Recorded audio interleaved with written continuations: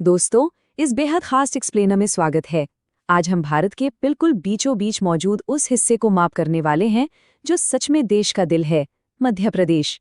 और इस सफर को हम एक बेहतरीन 3D मास्टर क्लास के जरिए समझेंगे। पर शुरुआत एक बहुत ही दिलचस्प सवाल से करते हैं। आखिर प्राचीन गोंडवाना लैंड का एक हिस्सा आधुनिक भारत का हृदय यानी दिल कैसे बन गया? देखिए, ये सिर्फ मिट्टी या जमीन के किसी टुकड़े की कहानी नहीं है, बल्कि एक पूरे राज्य के बनने और उसकी सांस्कृतिक आत्मा को समझने का एक अनोखा सफर है। इस 3D सफर के जरिए हम इस राज्य के निर्माण, उसके विशाल भूगोल और उसकी अनोखी पहचान को एक बिल्कुल नए और गहरे नजरिए से महसूस करेंगे।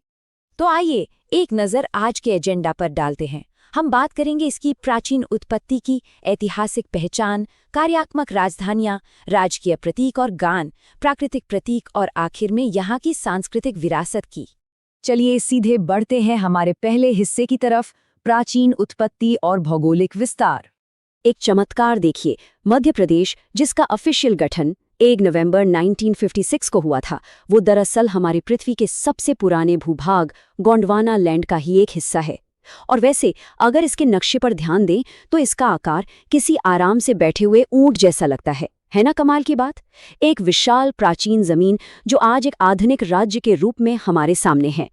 इस विशाल भौगोलिक पैमाने के बीच इसकी दक्षिण पूर्वी सीमा पर मैप से जुड़ी एक छोटी पर बहुत ही रोचक डिटेल छुपी है, जिसे किरार घाटी कहा जाता है। आंकड़ों के हिसाब से बात करें तो राज्य का स्टैंडर्ड और सबसे ज्यादा मान्य क्षेत्रफल 3,08,252 स्क्वायर किलोमीटर्स है, लेकिन एक डिस्प्यूटेड आंकड़ा भी मौजूद है जो 3,08,245 स्क्वायर किलोमीटर्स का है। ये जो ठीक 7 स्क्वायर किलोमीटर का अंतर है ना, ये दरअसल मध्य प्रदेश और छत्तीसगढ़ के बीच चल रहे इसी किरार घाटी विवाद का नतीजा है। ये एक जरूरी कार्टोग्राफिक डिटेल है जो इस भूगोल को पूरी तरह समझने के लिए काफी अहम है। अब आते हैं हमारे दूसरे हिस्से पर, बहुआयामी पहचान और ऐतिहासिक नाम। सबसे दिलचस्प बात यह है कि इस जगह के नाम वक्त के साथ कैसे बदले हैं। ऋग्वेद और पौराणिक काल में नर्मदा नदी के उत्तर वाले हिस्से को रेवोत्तर और दक्षिण के रस्ते को दक्षिणापथ कहा जाता था, और आज इसे आधुनिक नामों से जाना जाता है, जैसे हृदय प्रदेश, क्योंकि ये देश के बीचों बीच है। इसे टाइगर स्टेट भी कहते हैं क्योंकि हाल ही में यहाँ सबसे ज्यादा करीब 785 बाघ पाए गए हैं। और हाँ, अपने भारी भरकम सोयाबीन और हीरे के उत्पादन के लिए इसे सोया प्रदेश और हीरा प्रदेश भी पुकारा जाता है। हमारा तीसरा हिस्सा है राज्य की कार्यात्मक राजधानियां, यानी फंक्शनल कैपिटल्स। वैसे तो राजधानी भोपाल है, लेकिन इस राज्य की दो और धड़कनें हैं। एक तरफ इंदौर है जो एक मल्टीपर्पस कैपिटल है।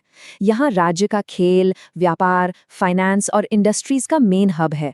और दूसरी तरफ पूर्वी हिस्से में बसा सिंगरौली है जो इसकी एनर्जी कैपिटल यानी ऊर्जा राजधानी है। यहाँ राज्य का सबसे बड़ा विंध्याचल थर्मल प्लांट मौजूद है जो लिटरली इस पूरे क्षेत्र को रोशन रखता है। चलिए बढ़ते हैं चौथे हिस्से पर, राजकीय प्रतीक और गान। इस राजकीय चिन्ह को बहुत ही सोच समझकर डिजाइन किया गया है। इसे हम 3 हिस्सों में समझ सकते हैं। सबसे बाहर की तरफ 24 बौद्ध स्तूप हैं जो आध्यात्मिकता के प्रतीक हैं।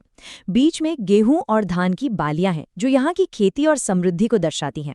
और सबसे अंदर राजकीय वृक्ष बरगद एक सुरक्षा कवच की तरह सांची के अशोक स्तंभ को घेरे हुए है। ये डिजाइन राज्य की आत्मा को दिखाता है। और जहां प्रतीक होता है वहां एक आवाज भी होती है। 26 जुलाई 2011 को मेरा मध्य प्रदेश को राजकीय गान घोषित किया गया था। इस खूबसूरत गीत को महेश श्रीवास्तव जी ने लिखा है और इसमें अपनी आवाज दी है मशहूर गायक शान ने। जरा इसके बोलों की गहराई महसूस कीजिए। सुख का दाता, सबका साथी, शुभ का ये संदेश है, माँ की गोद, पिता का आश्रय, मेरा मध्य प्रदेश है। ये सिर्फ चंद लाइनें नहीं हैं, ये इस राज्य को एक माता पिता के रूप में पेश करती हैं जो हर किसी को एक सुरक्षित और प्यार भरा आश्रय देता है। पांचवा हिस्सा है प्राकृतिक प्रतीक, जिसमें हम यहाँ के पशु, वनस्पति और एक जीवित नदी के बारे में जानेंगे। नर्मदा नदी इस राज्य की लाइफलाइन है और इसीलिए मई 2017 में इसे जीवित नदी यानी लिविंग एंटिटी का दर्जा दिया गया। पर एक बहुत अजीब और दिलचस्प बात बताऊं, भारत की ज्यादातर नदियां पश्चिम से पूरब की तरफ बहती हैं, पर नर्मदा इन सबसे अलग पूरब से पश्चिम की तरफ बहती है। ऐसा क्यों होता है? इसके पीछे एक खास जियोग्राफिकल रीजन है, वी शेप्ड रिफ्ट वैली। असल में कठोर चट्टानों के बीच बनी इस गहरी दरार के कारण ही नर्मदा को अपनी दिशा के विपरीत बहने पर मजबूर होना पड़ता है। नेचर के इस साइंस को समझना सच में बहुत अमेजिंग है। अब बात करते हैं यहाँ के खास जानवरों की। 1981 में घोषित राजकीय पशु बारहसिंघा को कान्हा का गहना भी कहा जाता है, और उसके साथ ही है राजकीय पक्षी एशियन पैराडाइज फ्लाई कैचर, जिसे 1985 में घोषित किया गया था। इसे आम भाषा में दूधराज या साहे बुलबुल कहते हैं, और इसकी वो लंबी सफ़ेद पूंछ इसे सच में एक जादुई रूप देती है। और इनके अलावा नर्मदा के बिल्कुल साफ पानी में पाई जाने वाली महाशीर को 2011 में राजकीय मछली का दर्जा मिला। फ्लोरा की बात करें तो राजकीय वृक्ष बरगद है, फूल सफ़ेद लिली, प्रमुख फसल सोयाबीन और फल आम है। इन सबको बचाने और इन पर रिसर्च करने के लिए पूरे राज्य में अलग अलग सेंटर्स बनाए गए हैं, जैसे खरगोन में महाशीर प्रजनन केंद्र और रेवा में आम अनुसंधान केंद्र।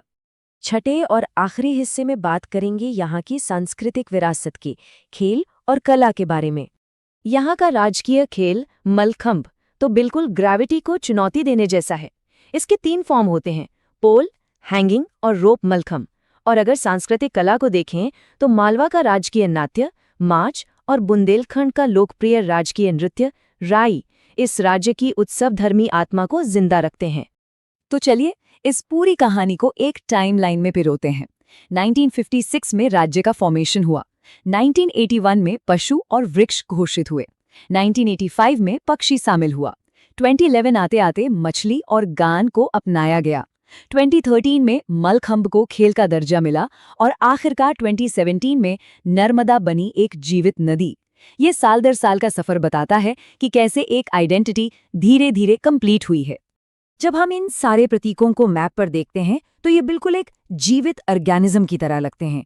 इस पूरे विश्लेषण के बाद जहन में एक ही सवाल आता है, अगर किसी जगह का प्राचीन भूगोल उसकी आज की आइडेंटिटी तय करता है, तो मध्य प्रदेश की ये गहरी गोंडवाना जड़ें और इसके ये सारे प्रतीक आगे चलकर भारत के इस हृदय को किस नई दिशा में ले जाएंगे। इसे ख्याल के साथ आज का ये एक्सप्लेनर हम यहीं खत्म करते हैं।